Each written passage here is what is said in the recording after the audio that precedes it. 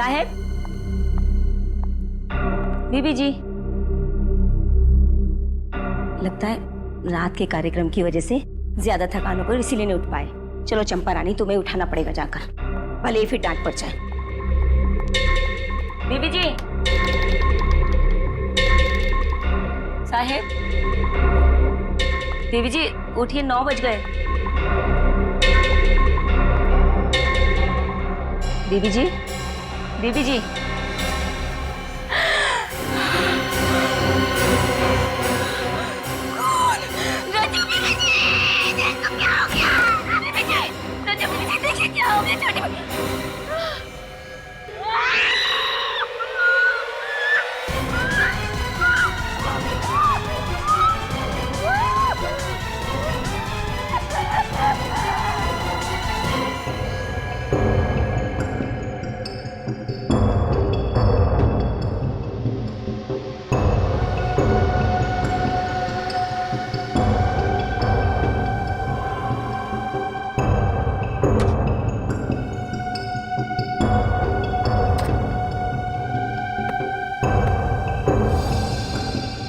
ना कोई खून खराबा और ना ही कोई हाथापाई, सिर्फ गले पर चोट के हरे निशान।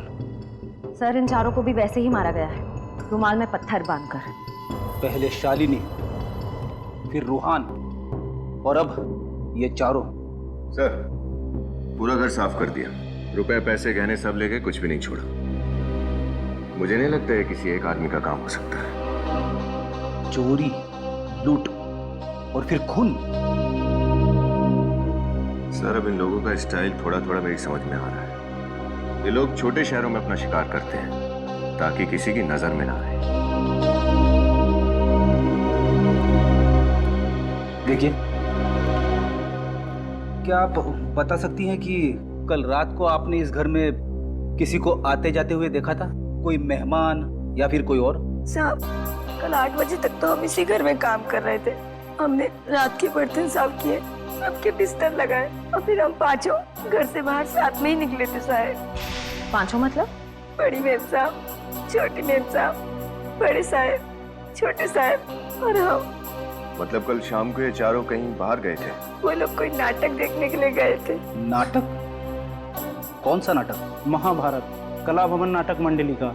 मैं भी वहीं पे था। तुमने उन चारों को वहां पर किसी अनजान आदमी से बात करते हुए देखा था? नाटक खत्म होने के बाद चारों मंडली वालों से मिलने के लिए रुके थे, उनकी तारीफ करने के लिए, और बातों ही बातों में उन्होंने कला मंडल कंपनी को 50,000 रुपए देने का वादा भी किया था। 50,000? इतने सारे पैसे क्यों? कला के पुजारी थे और बहुत पैसे वाले थे वो लोग। जरूर ये काम उन्हीं नाटक मंडली के कलाकारों का है। अगर उन्हें जल्द से जल्द रोका नहीं गया तो न जाने और कितने मासूम लोगों का खून करेंगे ये लोग। लेकिन इन लोगों के खिलाफ कोई सबूत या गवाह नहीं है हमारे पास। अब इन लोगों को गिरफ्तार करने के लिए एसीपी सर के प्लान बी का इस्तेमाल करना पड़ेगा। हम पांडवों और आपकी पुत्र वधू द्रौपदी को 13 वर्ष अज्ञातवास में जाने की आज्ञा दीजिए। मुझे अपने वचन का पालन करने दीजिए। अरे यार, कॉस्ट्यूम में मजा नहीं आ रहा यार। ए, हंसो मत यार, कंसंट्रेट करने दो। चलो स्टार्ट करो। बस! कौरवों और पांडवों में मित्रता नहीं हो सकती, केवल शत्रुता हो सकती है, शत्रुता।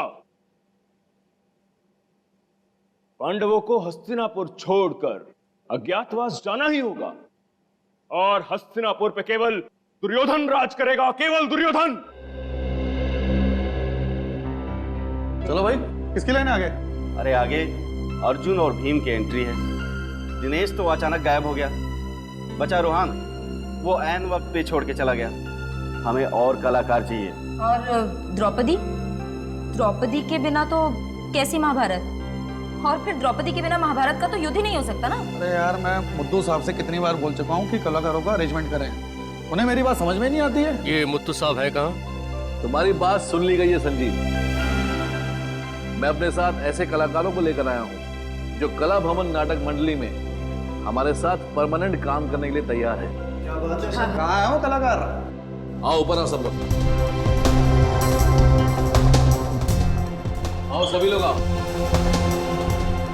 मिलिए हमारे नए कलाकारों से। ये है भीम, ये अर्जुन और ये द्रौपदी। नमस्ते। आप लोगों के साथ काम करने में बहुत आनंद आएगा। कला भवन में आपका स्वागत है। मैं केतन। और आप? मैं तारिका। हमारा नाम नहीं पूछेंगे क्या? मैं अभी, और ये इनसे मिलिए, ये दया, बहुत दयालु हैं। हम सब नाट्य मंडली में काम कर रहे थे साथ में। मोटू साहब ने हमें आपके नाटक में रोल देने का वादा किया तो हम लोग मना नहीं कर सके। अच्छा, वो मधु साहब से पैसों की बात हो गई आप लोगों की? हाँ, पैसों की बात हो गई है, आप चिंता मत कीजिए। अब तो बस आप हमारा काम देखिए।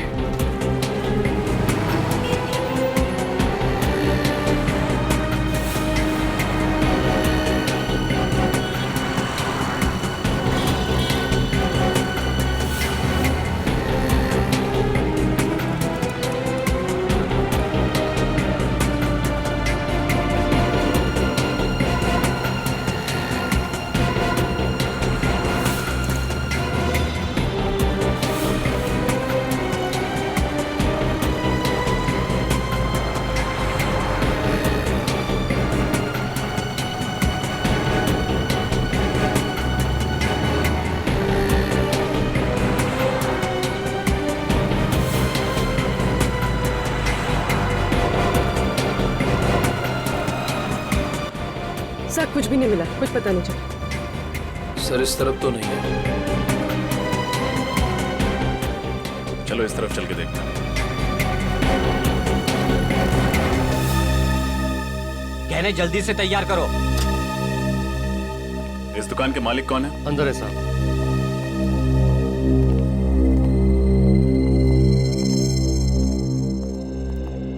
कहिए, मैडम के लिए अच्छा सा हार दिखाऊं? देखते ही खरीद लोगे आप। दिखाएंगे हम, बताएंगे आप। नहीं, इस लड़की को तो मैंने पहले कभी देखा ही नहीं। इस लड़की ने जो गहने पहने वो सब जगह नहीं मिलते। आपने कभी देखा है? एक मिनट, आप मुझसे ये सवाल क्यों पूछ रहे हैं? कौन हो आप लोग? जवाब मिला? अब सीधे सीधे हमारे सवालों के जवाब दे दो।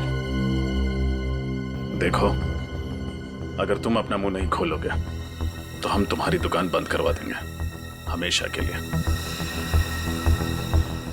इस फोटो में जो गहने का डिजाइन है, ये गहना आपकी दुकान पे बेचा गया है ना? नहीं साहब, ये गहने तो मैंने खरीदे ही नहीं, पक्का। कमाल है, फोटो ढंग से देखा भी नहीं और आपको पक्का पता है कि आपने ये गहना नहीं खरीदा। याददाश्त अच्छी है आपकी। सेठ जी, बाद में देख नहीं रहे हो, मैं साहब लोगों के साथ बात कर रहा हूँ। चलो।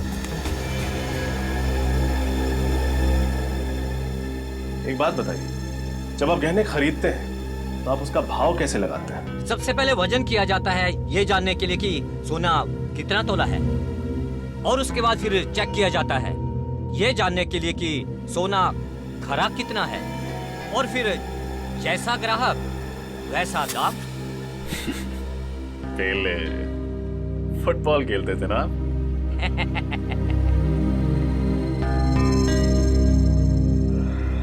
आपकी याददाश्त काफी अच्छी है, लेकिन हमारी नजर कमजोर नहीं।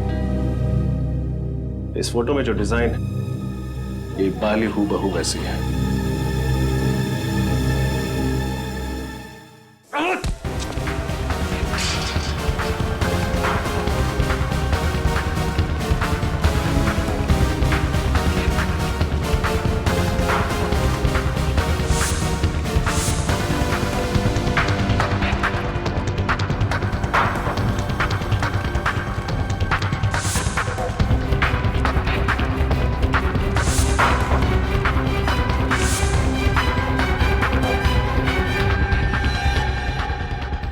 जल्दी कहाँ गायब हो गया?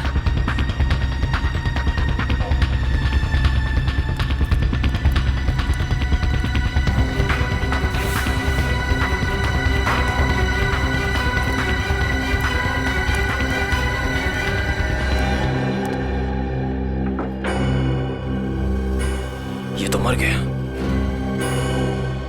सर इतनी जल्दी हमारी आंखों के सामने इसे कौन मार गया?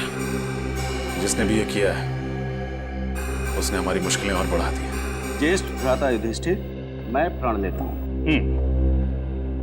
ज्येष्ठ भ्राता युधिष्ठिर, मैं प्रण लेता हूँ। कोई फायदा नहीं। कोई फायदा नहीं। अरे ये डायलॉग्स थोड़े ना है, मैं तो दया से बात कर रहा था। अच्छा, कोई फायदा नहीं है। यहाँ नेटवर्क की इतनी दिक्कत है कि 1 मिनट की बात करने के लिए 5 मिनट तक टहलना पड़ता है। अर्जेंट एक फोन करना था। खैर, मेरे लाइन्स बताओ। अरे लाइन्स वाइन्स छोड़ो, अपने हिसाब से कर लो। कॉस्ट्यूम्स ट्राई कर लो तुम आराम से। वैसे मुझे लगता नहीं है कि आप लोगों ने इससे पहले ऐसे ऐतिहासिक और सांस्कृतिक नाटकों में काम नहीं किया है। हमने किया है, कई बार ऐसे किरदार निभाए हमने, तभी तो इनका निशाना अचूक अर्जुन जैसी और मेरी ताकत भीम जैसी। क्या है ना, अभी पहली बार आप लोगों के साथ काम कर रहे हैं ना, एक बार जान पहचान होगी तो फ्लो में आ जाएगा। वैसे आप लोग तो काफी समय से एक दूसरे को जानते होंगे, मतलब जम गई होगी आपस में, है ना? नहीं नहीं, ऐसा कुछ नहीं है। हमें एक दूसरे से कुछ लेना देना नहीं है। वो तो मुड्डू साहब है कि सबको जोड़ के रखते हैं। अच्छा, तो मतलब आप में से वो चोरी करने वाला और खून करने वाला ठग कौन है, वो तो आपको भी नहीं पता होगा। हमें पता होता तो सीआईडी को नहीं बता देते। जिया, द्रौपदी की कॉस्ट्यूम तारिका को हो गई। कॉस्ट्यूम तो बिल्कुल फिट है, लेकिन ये विग आप देख लीजिए, थोड़ा विग में शायद थोड़ा कुछ प्रॉब्लम। इस कॉस्ट्यूम और विग की दुनिया से तो मेरी फोरेंसिक लैब और केमिकल से बेहतर है।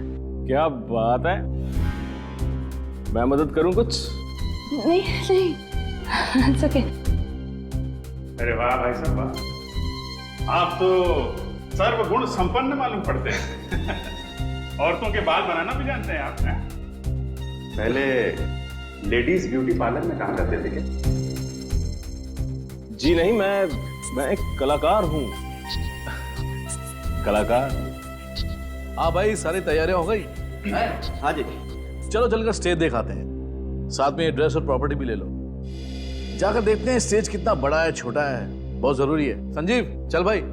हाँ बिल्कुल, वरना कहीं शो के टाइम टेंशन ना हो जाए। उठा लो भाई, प्रॉपर्टी उठा लो। चलो चलो चलो। मैं यही रुकती हूँ। क्यों? वो एक्चुअली मेरे डायलॉग्स ठीक से याद नहीं हुए, तो सोचा थोड़ी प्रैक्टिस कर लूँ यहाँ बैठ के। वो शाम को शो है और कुछ गड़बड़ हो गया तो पूरा शो खराब हो जाएगा, है ना? हाँ, अच्छा कह रही हैं। आप याद करो, हम लोग चलते हैं। चलो भाई, सब लोग लेके चलते हैं।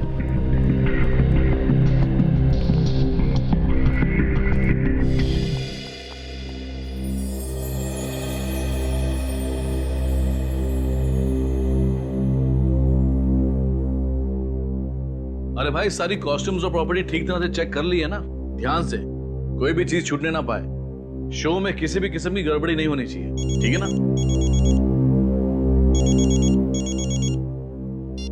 हेलो, जी, कला भवन नाटक कंपनी, बोलिए। जी,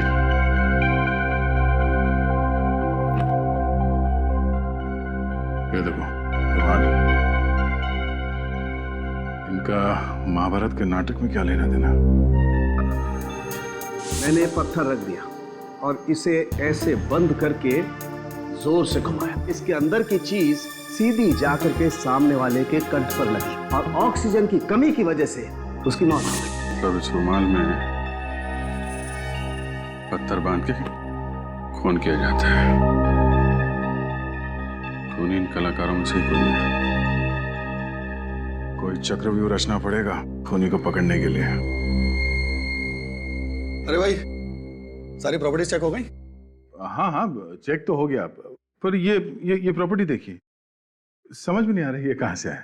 देखिए ये रुमाल? हाँ। ये यहाँ क्या कर रहे हैं? अरे भाई मीर जी, जरा। अबे सतयुग के नाटक में ये कलयुग का रुमाल देने वाले थे कलाकारों को? हद हो गई यार। मुझे क्या पता कि किसने रख दिया। हाँ, हो सकता है किसी कलाकार ने धो के सुखाने के लिए रखा होगा। हाँ, और क्या, एक काम करते हैं, रुमाल को संभाल के रख लेते हैं। मीर साहब का पसीना पोछने के काम आएगा।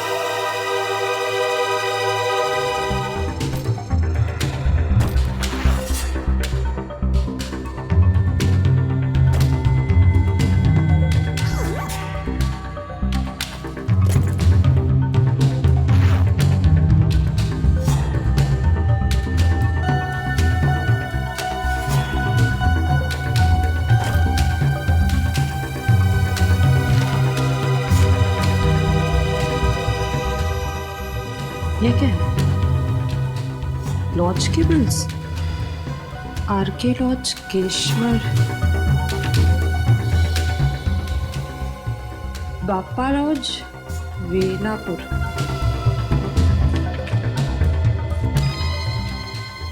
नीलम लॉज, सीरकपुर। सीरकपुर? लेकिन ये तो नीलम लॉज नहीं है। और ये बाकी दोनों शहरों में भी कला भवन, नाटक मंडली वाले तो सरकारी लॉज में रुके थे। लॉज के बिल्स यहाँ क्या कर रहे हैं?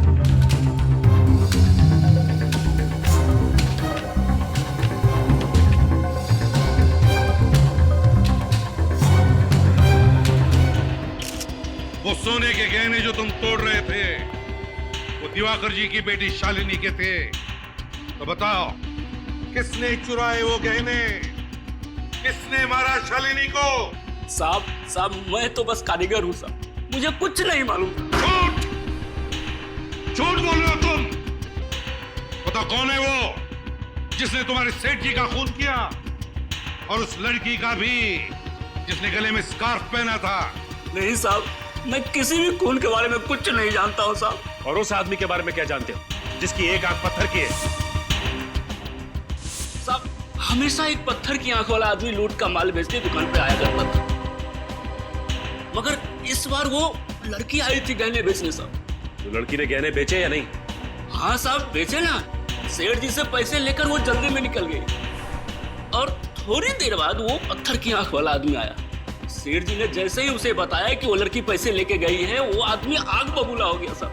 धोखा सचिन, एक दूसरे को धोखा दे रहे थे।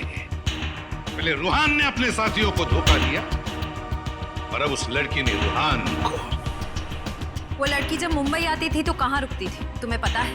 वो तो नहीं पता, हाँ, लेकिन वो जब भी सेठ जी की दुकान पे आती थी तो ऑटो वाले को 15 रुपए देती थी। छुट्टा तो उसके पास कभी होता ही नहीं था, हमेशा मुझसे ही लेकर देती थी। 15 रुपए?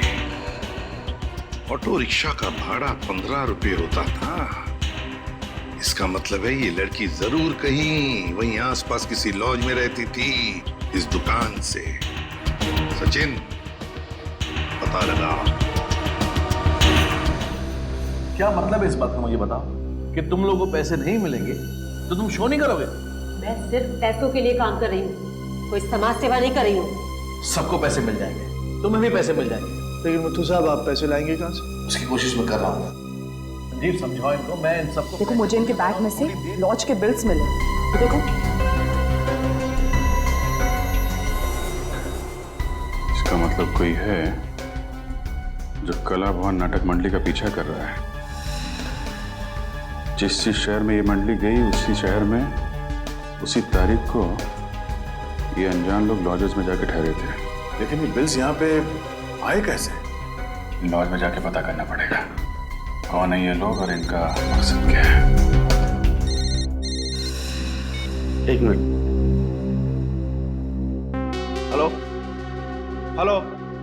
ढोंगी कहीं का? नहीं चाहिए, रूम में जो आया था उसके बारे में जानकारी चाहिए। जानकारी? क्यों? सीआईडी?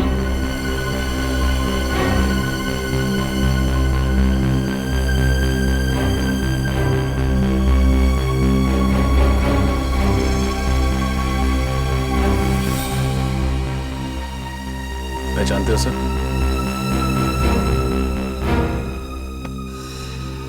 नहीं साहब, मैंने इसको कभी नहीं देखा। सर बेलापुर से जो कागज के टुकड़ों के सैंपल हमें भेजे गए थे उस पे भी ऐसी डिजाइन थी। और सर गहनों की लूटपाट के बाद उस लड़की ने बेलापुर से ही बस पकड़ी थी मुंबई आने के लिए।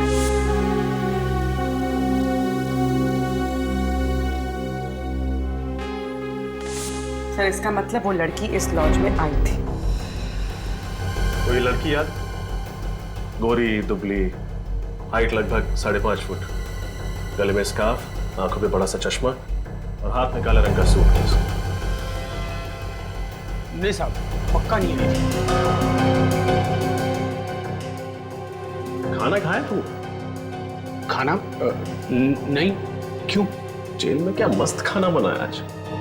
मोटी रोटी, पतली दाल, तीखी मिर्च। चलो सब छोड़ो तो। सब माफ कर दो साहब, गलती हो गई साहब। मैं लालच में आ गया था। मुझे उस आदमी ने मुंह बंद रखने के लिए 5,000 रुपये देते साहब। मेरा बस इतना ही कसूर है।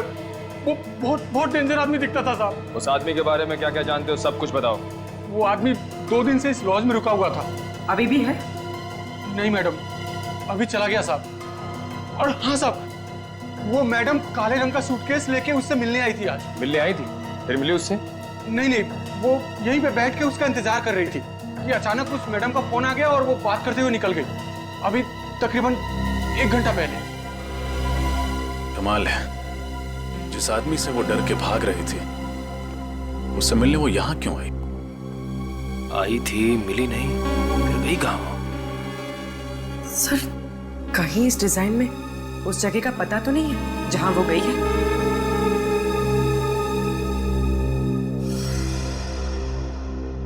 SVR रोड, पूरा चौक। SVR रोड, पूरा चौक। सर नचकेत जी और जीवराम जी ने जिस नाट्य संग्रहालय के बारे में बताया था वो भी SVR रोड, पूरा चौक में है। कि वो संग्रहालय तो कई साल पहले बंद हो चुका है। सर पर वो तो सालों पहले बंद हो चुका है। क्या?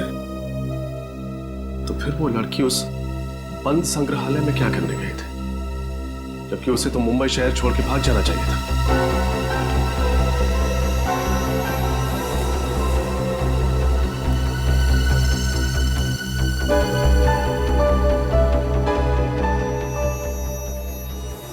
बोलो। मीर साहब, इस तरह काम बिगड़ जाएगा। हमने काफी अरसों से आपके साथ काम किया है। ये कौन लोग हैं? ये मीर सीरकपुर में अपने नाटक मंडली के अलावा किसी और को भी जानता है क्या? इन लोगों को कहीं देखा है।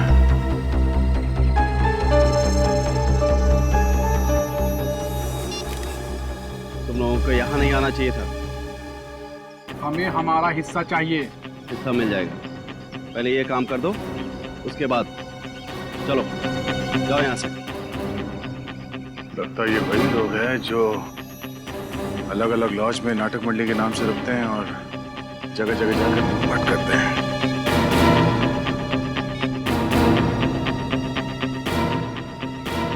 सर, मैं कुछ फोटो भेज रहा हूँ सर।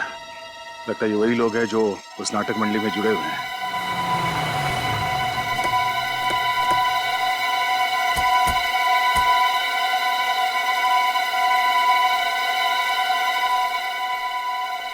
दरवाजा तो खुला था।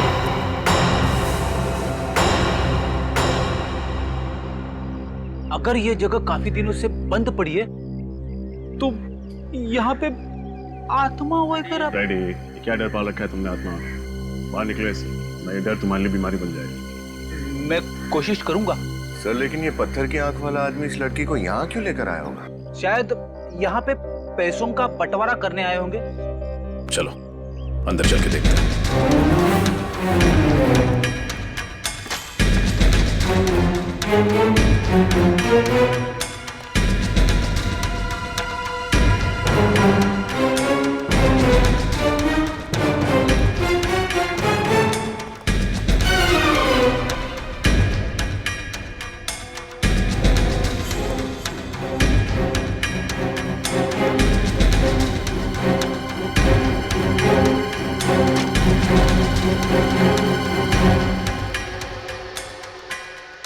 सर, ऐसा लग रहा है यहाँ अभी भी कुछ जलाया गया है।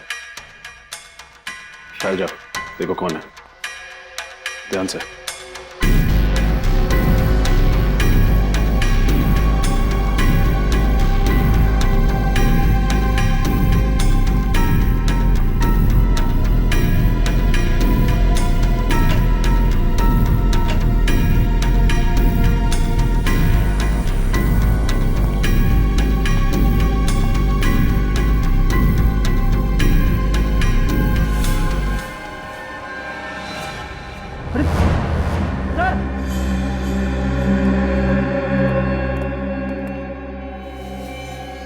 वही लड़की है जिसे हम ढूंढ रहे थे। श्रेया,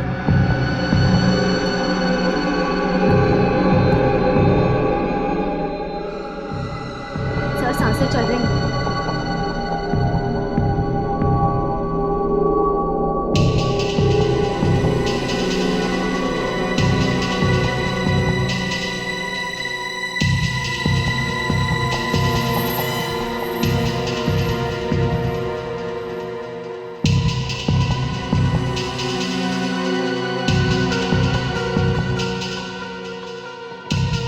आराम से, आराम से।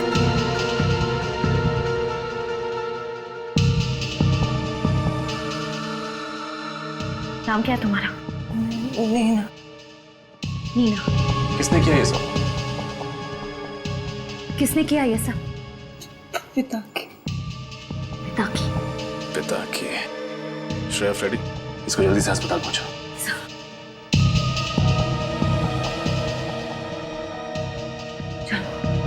समझ गए।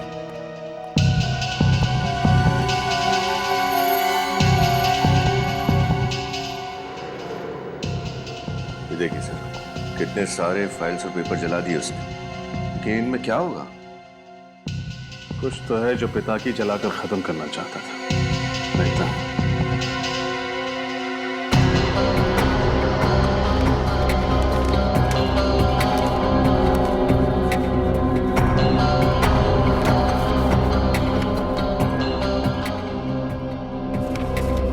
सर, ये देखिए,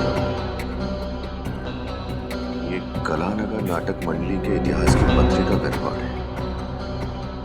सर, इस रजिस्टर के हिसाब से आखिरी बार 1995 में इसी ग्रुप का कोई सदस्य पत्रिका को लेकर गया था। इसका ये नाम और साइन चल गया है, लेकिन एड्रेस पूरी तरह नहीं चला। चिलकुर नगर 21, चिलकुर नगर 21 क्या हो सकता है? सर, कहीं ये किसी जगह का कोई रूम नंबर तो नहीं? Room number 21, room number, 1 minute. Chilkur Nagar में एक हॉस्टल है ना, डीए हॉस्टल। हो सकता है उस हॉस्टल के रूम नंबर 21 से कोई शख्स आया। हो सकता है सर, क्योंकि डीए हॉस्टल से करीब 10 मिनट की दूरी पर एक पुराना ड्रामा कॉलेज है और वहाँ के स्टूडेंट्स इसी हॉस्टल में रुकते हैं। एक काम करते हैं, डीए हॉस्टल चलते हैं, देखते हैं कि कौन है जो कला भवन के ठगों की तरह लूटमार और खून कर रहा है। ये मीर बाहर जाकर इन लोगों से मिला था, शायद यही है वो ठग लुटेरे।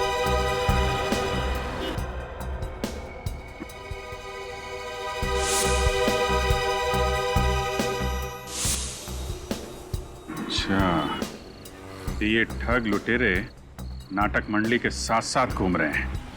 जहाँ जहाँ ये नाटक मंडली जाती है, ये लोग वहीं वहीं पे लॉजेस में जाके ठहर जाते हैं। कहीं रिश्तेदार बन के और कहीं गवाह बन के अपना काम कर रहे हैं। तो बिल्स कौन जमा कर रहा है उसके बारे में अभी तक कुछ पता नहीं लगा। समीर पे ही नजर रखते हैं, सब पता चल जाएगा। घबरा मत भांजे, जब तक तुम्हारा शकुनी मामा जीवित है ना, तब तक पांडवों की कोई चाल नहीं चलेगी। अरे यार, इस बार मुड्डू साहब से पैसे ले लेने हैं, मैं बता रहा हूँ। बोला तो है, बात तो की है उस दिन, पैसे तो देंगे। अच्छा मुझे ये बता, ये शकुनी मामा का अंगरखा और केस तैयार हो गए क्या? हाँ तैयार हो गए, तैयार हो गए। हाँ हाँ हो गया। और ये लाइट वाले दादा को बोल दिया कि द्रौपदी की एंट्री के लिए मुझे लाल लाइट चाहिए? सुबह ही बोल दिया था। बोल दिया था? हो गया। चल चल, thank you.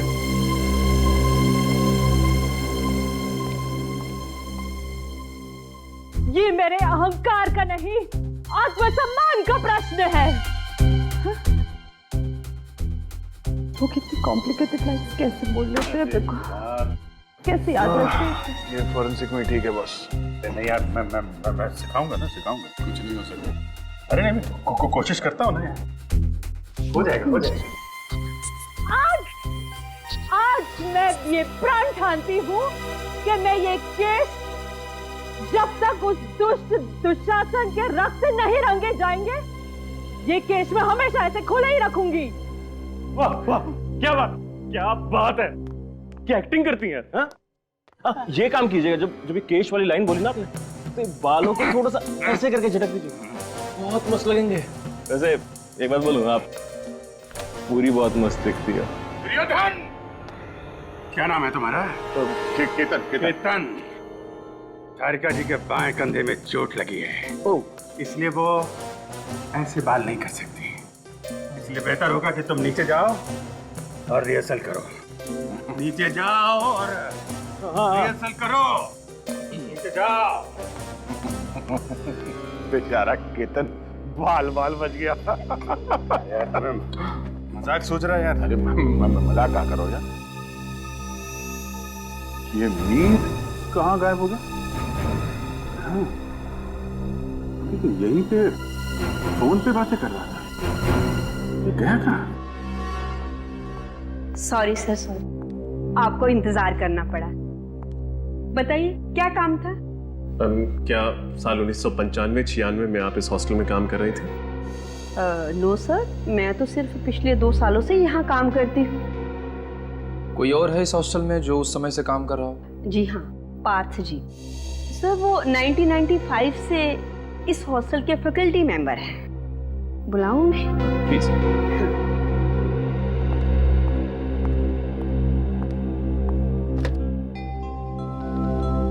Partha ji, CID officers आए हैं, आपसे कुछ पूछना चाहते हैं। जी, क्या मदद कर सकता हूँ आपकी? जी, हम एक ऐसे स्टूडेंट के बारे में पता लगा रहे हैं जो पास वाले ड्रामा कॉलेज में पढ़ता था। क्या नाम है उसका? उसका नाम तो हमें नहीं पता। इनफैक्ट हमें यह भी नहीं पता कि वो लड़का है या लड़की। हमें तो सिर्फ इतना पता है कि 1995-96 में वो यहाँ आपके हॉस्टल में रहता था या रहती थी। 95-96, यस, ड्रामा कॉलेज के कुछ स्टूडेंट्स यहाँ रहते तो थे। इनफैक्ट एक नाट्य महोत्सव में उन्होंने हिस्सा भी लिया था और ट्रॉफी जीत कर लाए थे। मुझे अच्छी तरह याद है, दिन रात रिहर्सल करके उन लोगों ने नाच में दम कर रखा था मेरा। उन विद्यार्थियों का नाम पता कुछ बता सकते हैं आप? आई एम सॉरी, इतने पुराने रिकॉर्ड्स नहीं है हम लोगों के पास। आपने कहा कि उस साल उन्होंने नाट्य महोत्सव में ट्रॉफी जीती थी। यस। तो फिर कोई फोटो वगैरह तो होगी आपके पास? यस, एक एल्बम है, फोटो एल्बम। ठीक है, वो फोटो एल्बम हमें चाहिए। Yes, here it is. Thank you.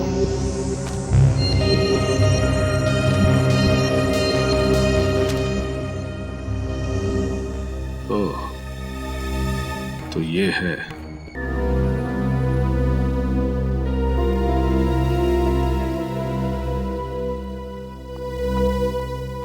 Hello. क्या तुम्हें 50,000 रुपए बतौर कमीशन चाहिए? दिमाग खराब हो गया तुम्हारा। कहां से लाऊं मैं इतने पैसे? मेरे कलाकार मुफ्त में काम नहीं करेंगे, बिल्कुल नहीं करेंगे। नहीं करना मुझे तुम्हारा शो, नहीं करना। जाओ। पता नहीं कहां कहां से आ जाते। नमस्कार जी। नमस्ते। आप ही कला भवन नाटक मंडली के मैनेजर हैं? जी हाँ, मैं ही मैनेजर हूँ। बताइए। बहुत ही अच्छा अभिनय करते हैं आपके कलाकार। जी शुक्रिया, वो तो है। मैनेजर साहब, ये कुछ रुपए लीजिए, हमें आपका एक शो करना है। जी हाँ, हम लोग जरूर शो करेंगे। बस आप डेट और टाइम बता दीजिए, हम जरूर शो करेंगे। देखिए, टाइम और डेट हम आपको बहुत जल्द बता देंगे। अच्छा, नमस्कार। जी नमस्कार।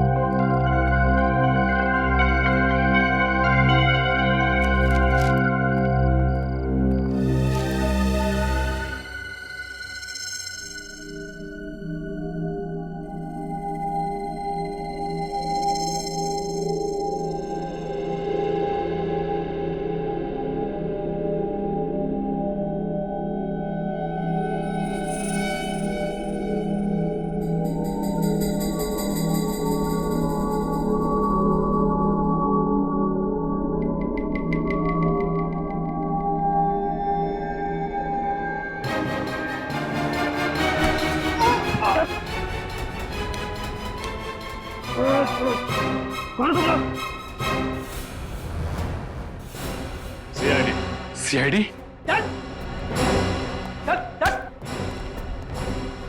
पत्थर से झटका देकर लोगों को मारते हो ना तुम लोग, अब हमारा झटका देखना। हम पर भरोसा करने के लिए बहुत बहुत शुक्रिया। अगर आज आप लोग हिम्मत नहीं दिखाते तो हम लोग इन ठगों को कभी भी रंगे हाथों नहीं पकड़ सकते थे। अच्छा, तो तुम लोग की चाल थी हमें पकड़ने के लिए? हाँ, तुम्हें पहले ही पता चल चुका था कि तुम लोग 1890 के नाट्य कलाकारों की एक कला का सहारा लेकर ये घिनौना काम करते हो, लोगों को लूटते हो, उनका खून करते हो।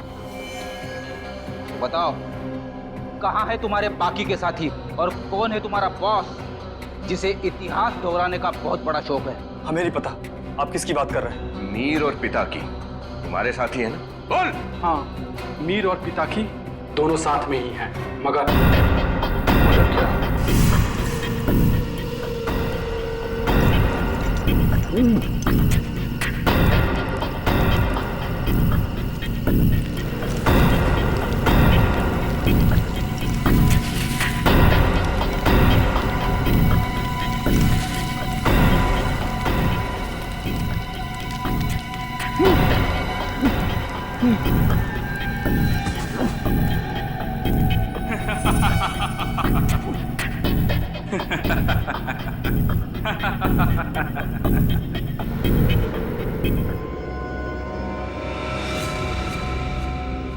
सरदार के साथ विश्वासघात, तुम नहीं बचोगे। मैं तुम्हें छोड़ूंगा नहीं पिता की। पहले अपने आप को तो छुड़ा के दिखा मीर साहब।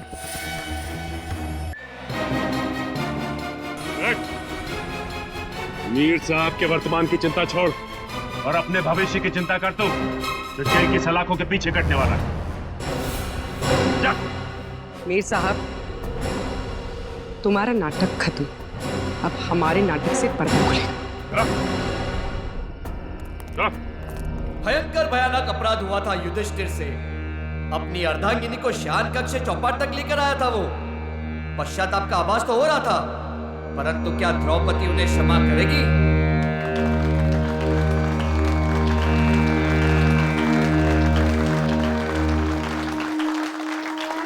मैं आपकी अर्धांगिनी हूँ, जीवन संगिनी हूँ, कोई वस्तु नहीं जिसे आप दांव पे लगा दे। घोर अपराध हुआ है मुझसे पांचाली। विवश हो गया था मैं उस पल। उस क्षण को मैं स्मृति से ओझल करना चाहता हूं। आपका अपराध क्षमा के योग्य नहीं है। मेरे पालनहार होकर आप मुझे चौपट की बाजी में हार गए। यदि आप अपने अपराध को स्मृति से ओझल करने का उद्देश्य रखते हैं तो उस दुष्ट दुशासन के साथ मुझे याद कर दीजिए।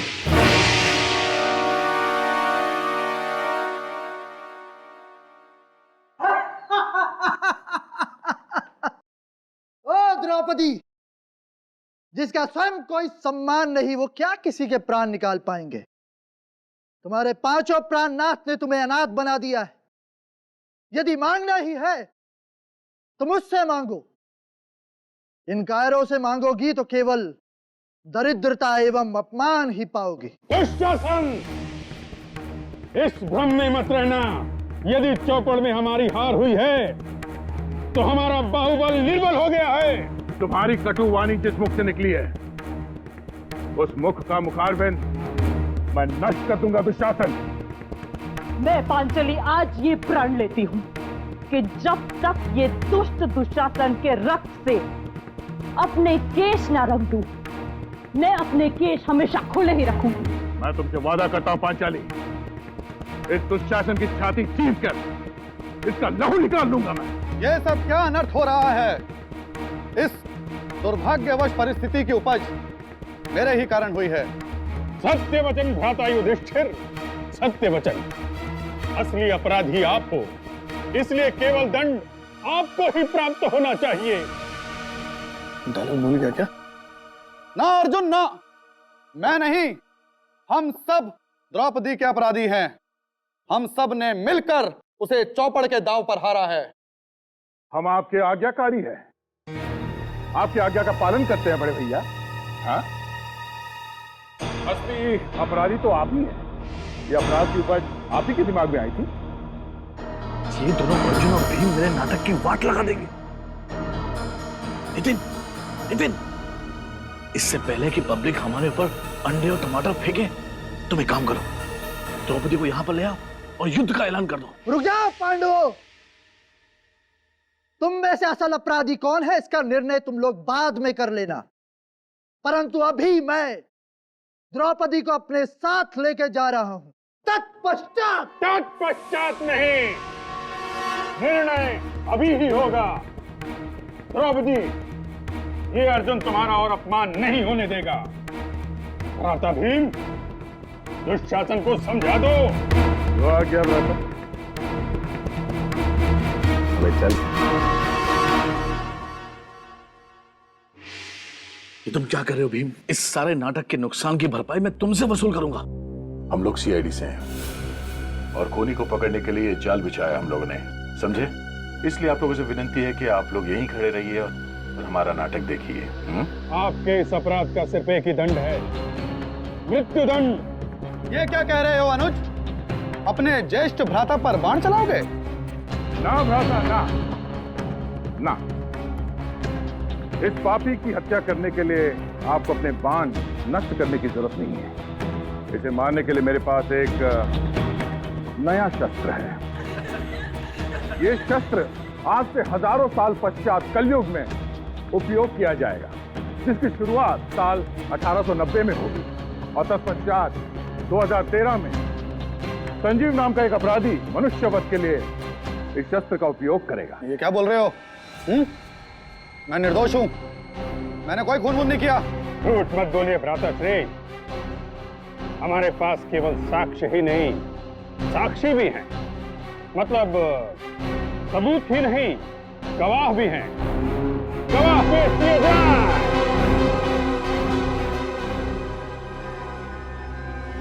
कौन हो तुम लोग? सीआईडी ऑफिसर अभिजीत, दया और फोरेंसिक एक्सपर्ट डॉक्टर तारिका। तुम्हारे गुनाहों का पर्दाफाश हो चुका है संजीव। पिताकी और मीर ने तुम्हारे खिलाफ बयान दे दिया।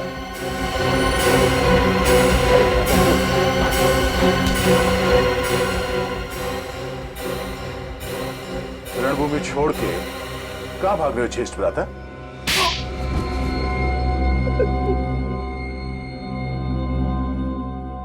सर, कला भवन नाटक मंडली चलाने के लिए पैसे चाहिए थे सर। पूरे साल मेहनत के बाद भी हम लोग इतना पैसा नहीं कमा पाते थे कि मंडली का खर्चा उठा सके सर। जब कला भवन के ठगों का इतिहास पता चला तो मैंने पिताकी, रुहान, मीर और नीना के साथ मिलकर सर लूटपाट और खून का सिलसिला शुरू किया सर। मेहनत से कमाई नहीं कर पाए तो गैर कानूनी काम शुरू कर दिया, ईमानदारी की दुकान बंद कर दी और बेईमानी शुरू। संजीव, तुम कलाकार तो सचमुच